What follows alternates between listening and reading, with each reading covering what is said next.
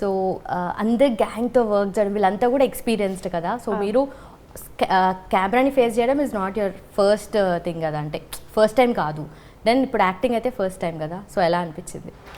అంటే ఒకటి నేను కొత్తగా చేస్తున్నా అనే దానికి మనకి ఎప్పుడు అట్లా అనిపిస్తుంది అంటే మన పక్కన వాళ్ళు కూడా యాటిట్యూడా లేకపోతే ఆ బిహేవియర్ చూపించినప్పుడు అమ్మో ఏంది వీళ్ళు ఇట్లా బిహేవ్ చేస్తున్నాను, అది ఫస్ట్ టైం కదా, నన్ను కొంచెం ఇట్లా కన్సల్ట్ చేయాలి కదా అని చెప్పి అనే ఫీలింగ్ మనకు వస్తుంది.